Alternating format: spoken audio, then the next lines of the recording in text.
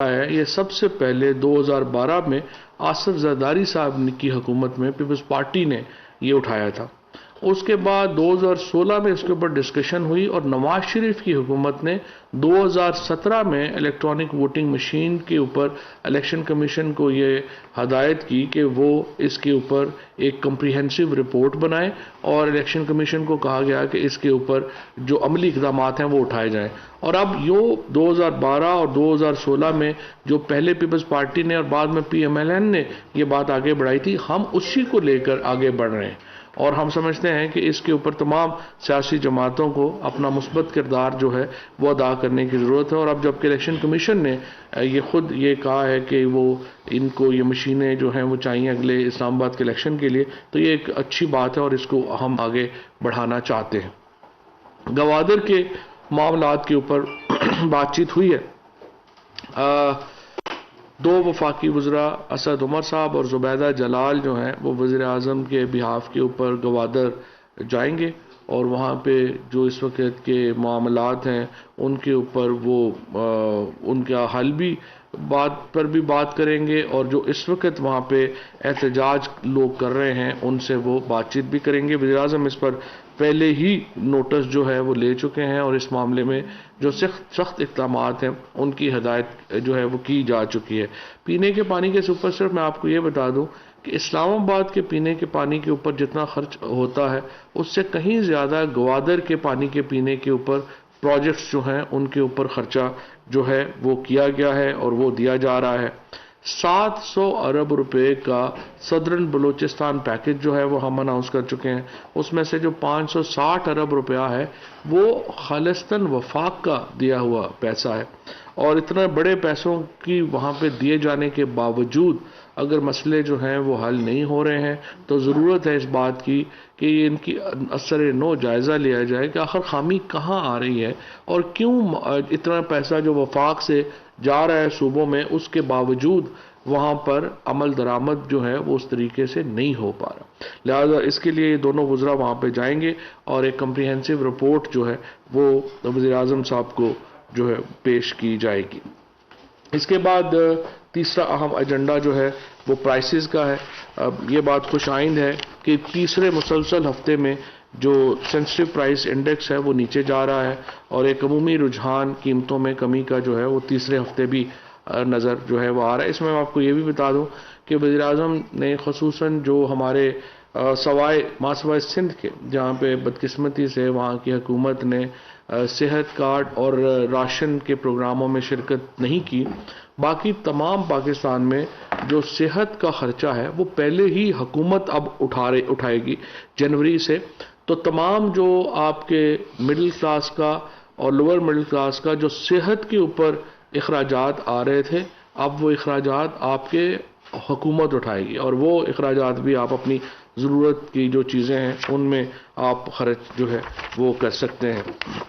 جو انڈیکس ہے وہ بتا رہا ہے کہ ٹمیٹو، چکن، آلو، اس کے بعد جو ان کی قیمتوں میں جو ہے وہ کمی ہوئی ہے اور جو چینی ہے اور جو ہمارا 20 کلو کا آٹا کا تھیلا ہے ان میں استحکام ہے. اسی طرح سے مسٹرڈ آئل ہے، ایگ ہینز ہیں، ان تمام میں ہم دیکھیے دالیں بھی جو ہیں وہ میں آپ کو یہاں پہ یہ بتا دوں یہ پاکستان کی ایک جو ایگریکلچر پالیسی کے ساتھ ایک ہم نے پورا 20 سالوں میں ہر چیز ہی کو اگنور کیا.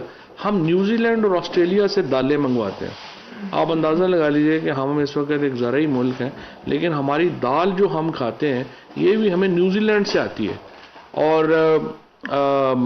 یہ جو امپورٹڈ اس وقت چیزیں ہیں ایک امپورٹڈ انفلیشن ہے جس کی وجہ سے ہمیں اس کا سامنا جو ہے وہ کرنا پڑتا ہے. لیکن اس وقت بھی پاکستان اس ریجن میں اگر ہم کمپیریزن کریں انڈیا سے، بنگلہ دیش سے، تو اس وقت سب سے سستا ملک ہے سوائے چائے کے.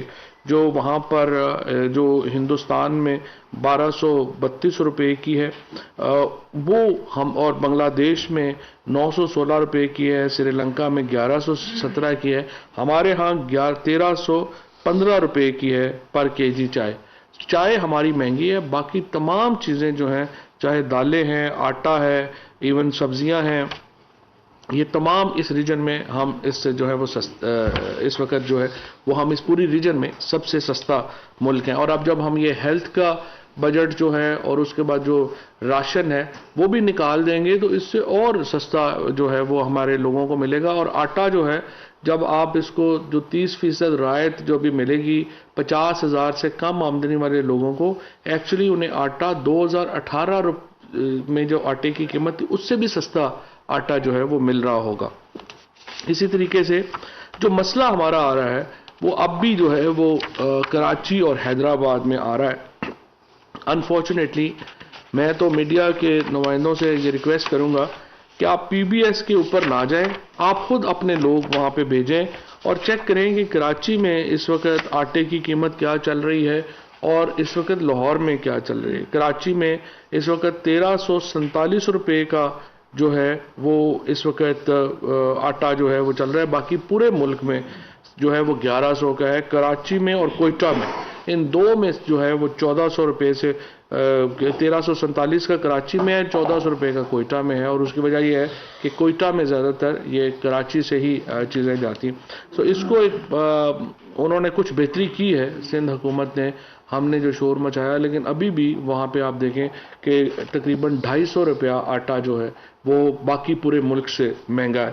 اسی طریقے سے جو چینی ہے وہ بھی اس وقت کراچی میں تقریباً 96.3 یعنی تقریباً 97 روپے کی ہے، اور باقی تمام ملکوں میں یہ 90 روپے پہ آ گئی ہے، اور کچھ جگہوں کے اوپر تو 90 روپے سے بھی یہ کم جو ہے وہ ہو گئی ہے. اسی طریقے سے کوئٹہ میں ہمارا جو دال مونگ ہے اور چنے کا ہے یہ بھی باقی ملک سے جو ہے.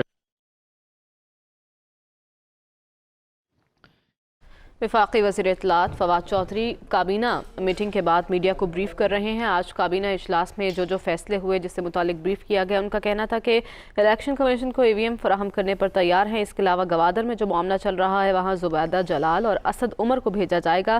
وہ وہاں جا کر مظاہرین سے بات چیت کریں گے، مسائل کے حل کی کوشش کریں گے اور ایک کمپریہنسو رپورٹ وزیر اعظم عمران خان کو پیش کی جائے گی. اس کے علاوہ اشیاء ضروریہ کی قیمتوں سے متعلق بات کرتے ہوئے ان کا کہنا تھا کہ تیسرے ہفتے قیمتوں میں کمی کا رجحان ہے.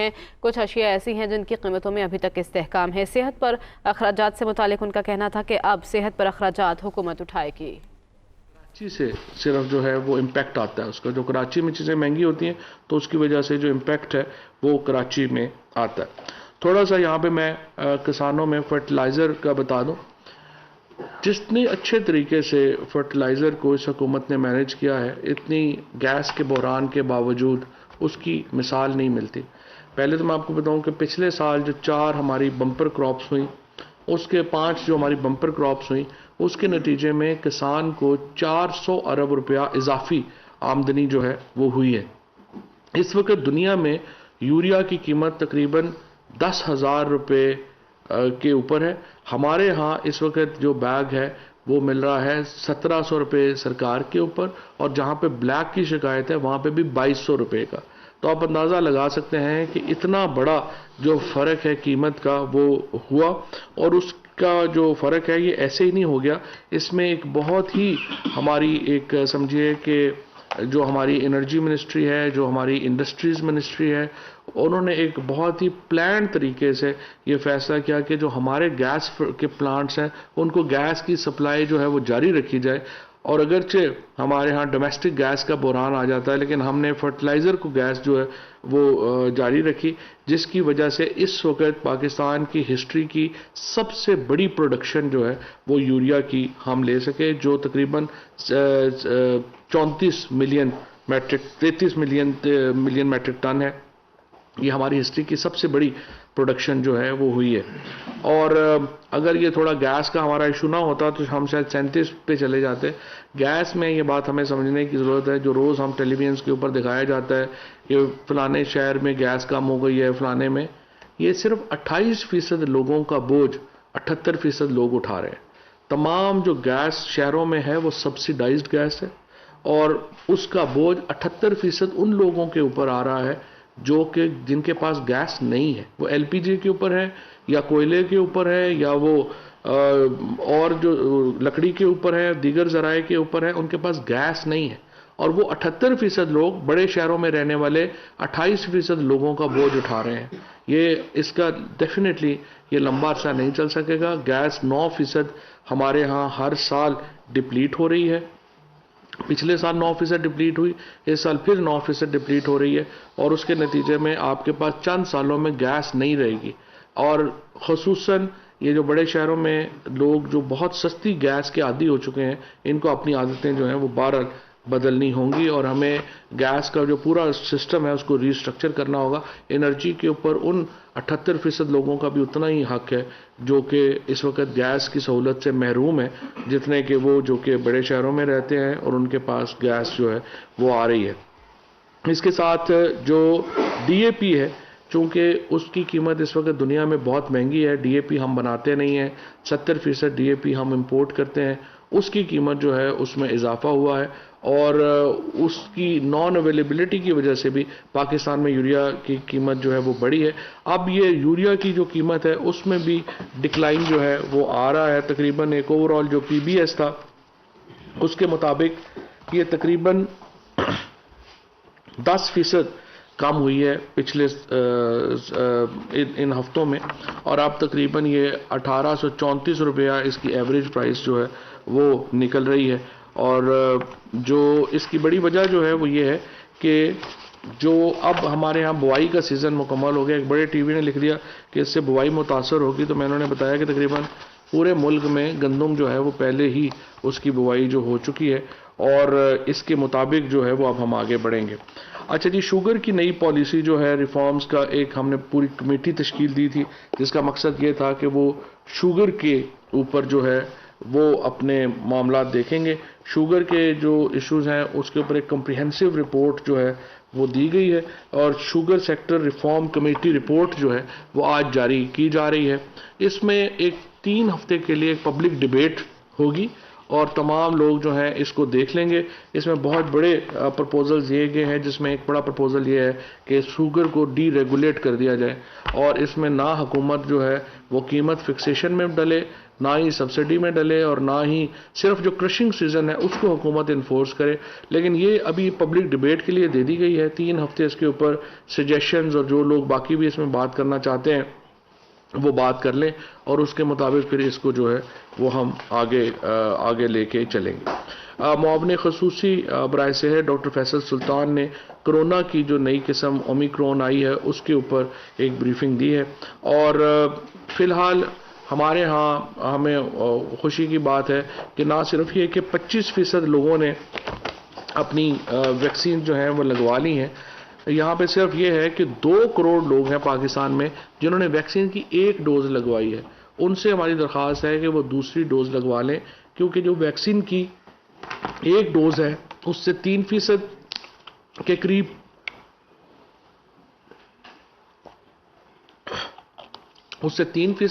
جو ہے وہ بچت ہوتی ہے.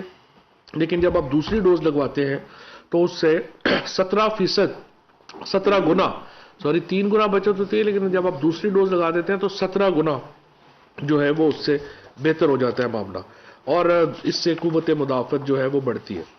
اس کے ساتھ کابینہ نے پاکستان اور تاجکستان کے مابین 2 طرفہ فضائی روٹ میں تبدیلی کی منظوری دی ہے, اور کازک ایئر کمپنی سکیٹ SCAT کو پاکستان میں کام کرنے کی اجازت دی ہے. بیسیکلی کازکستان اور سینٹرل ایشیا میں ہم چاہتے ہیں کہ ایک فضائی سفر شروع ہو, تاکہ ہمارے آج کل ان کے تعلقات جو ہیں اس سے مزید اس پہ فائدہ ہو. پاکستان اور عراق کے مابین فضائی سفر معاہدے میں ترمیم کی اجازت دی گئی ہے. پاکستانی کابینہ نے پاکستانی 10, 50, 100 اور 1000 روپے کے پرانے کرنسی نوٹس جو تھے ان کو اسٹیٹ بینک چاہ رہا تھا 6 سال کی ایکسٹینشن کی جائے, کابینہ نے 1 سال کی ایکسٹینشن کی ہے. جن لوگوں نے چینج کرانے ہیں وہ 1 سال میں چینج کرا لیں. 10, 5, 50 اور 100. افغانستان کے لیے ہم نے ویزا پالیسی جو ہے اس میں نرمی دی ہے. 15 دن کے اندر اگر ویزے کے حصول کے لیے جو ہے وہ 30 دن سے مدت کم کر کے 15 دن کر دی گئی ہے. اسی طریقے سے جو افغان عوام کی فلاح بہبود اور امداد کے لیے بین الاقوامی NGOs ہیں ان کے طریقہ کار کو آسان کیا گیا تاکہ وہ افغانستان جا سکے. اسی طریقے سے جو افغان ممالک، افغان شہری دوسرے ممالک میں جانا چاہتے ہیں، ان کے ویزا جو ہے وہ 60 دن کے لیے ٹرانزٹ ویزا ان کو اویلیبل ہوگا تاکہ وہ زمینی اور فضائی راستوں سے اس کو استعمال کر سکیں۔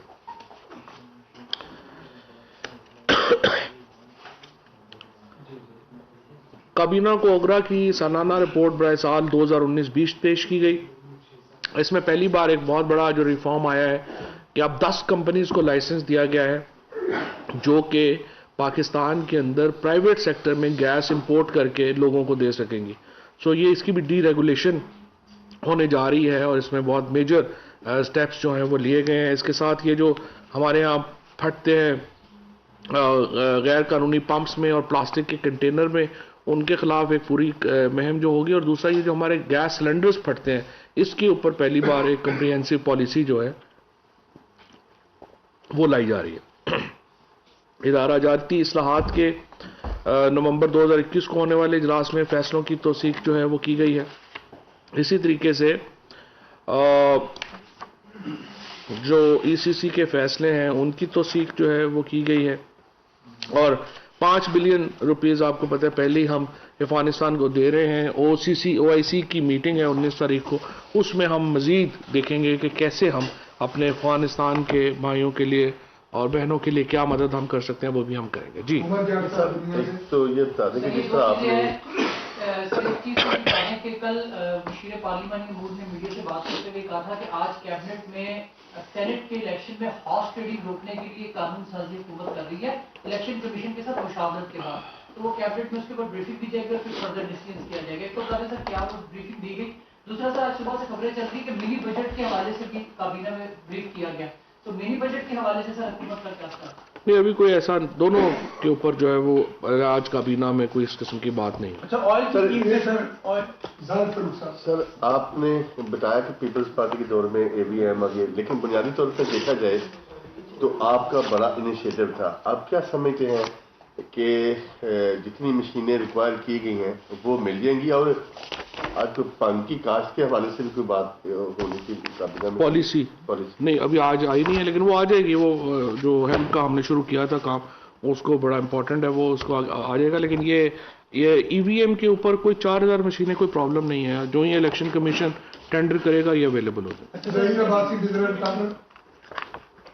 سر یہ جو سپلیمنٹری فائنانس بل آ رہا ہے، اس میں رپورٹ کیا جا رہا ہے کہ بہت ساری ایگزمپشن میڈیسن پہ بھی ڈرا ہو رہی ہے، اور کیا آپ یہ سمجھتے ہیں کہ اس سے کوئی دیکھیں عام میڈیسن میں آپ کو بتاؤں، فارما انڈسٹری پاکستان میں پہلی بار دوبارہ اپنے پاؤں پہ کھڑی ہوئی ہے۔ یہ جو ہم کہہ دیتے ہیں نا 100% اضافہ ہو گیا، 500% اضافہ ہو گیا، وہ جب آپ دیکھتے ہیں تو اضافہ کیا ہوتا ہے کہ 3 روپے قیمت تھی اس کی 7 روپے